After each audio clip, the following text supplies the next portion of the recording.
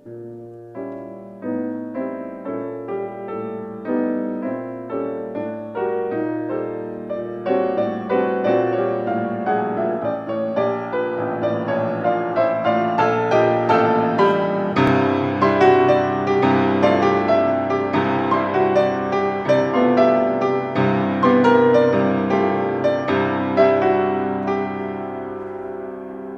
som Mareka Adamova poznal ešte skôr, než vôbec stanica vznikla, úplne náhodou.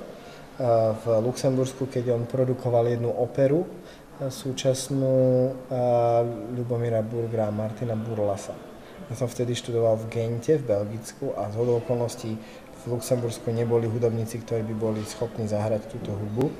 Tak ja som v priebehu niekoľkých hodín zozbieral svojich kamarátov a išli sme do Luxemburska, kde mi volal Marek Adamov, ktorý sa tiež náhodou dozvedel, že som v Gente.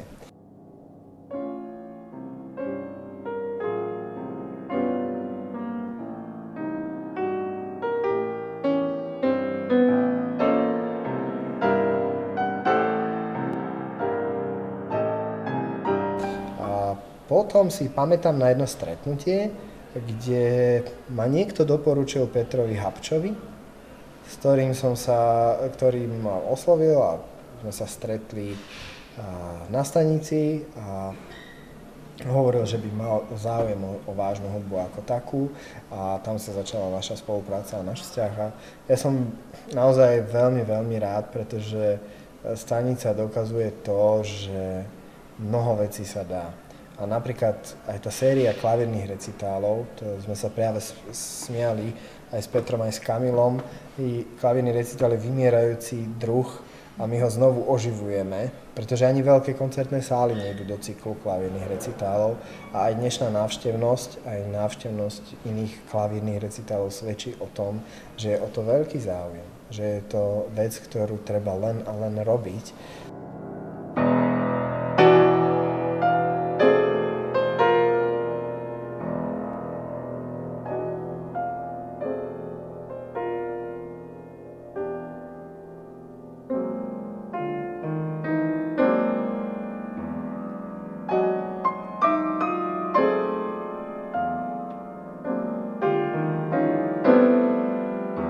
Vždy to tak bolo, aj to aj teraz, že súčasné umenie najlepšie odzrkadľuje dobu, v ktorej žijeme.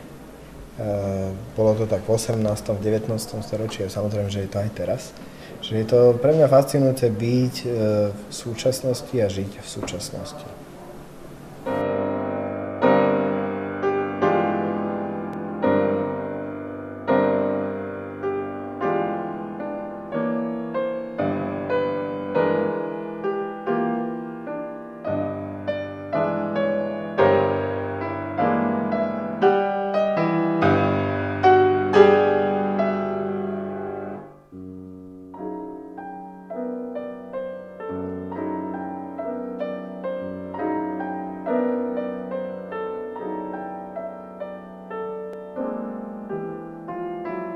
Peter alebo Kamil už majú svoju sieť kontaktov a svoju hlavu plnú nápadov, čiže moja funkcia je už naozaj len taká sporadická a poradná.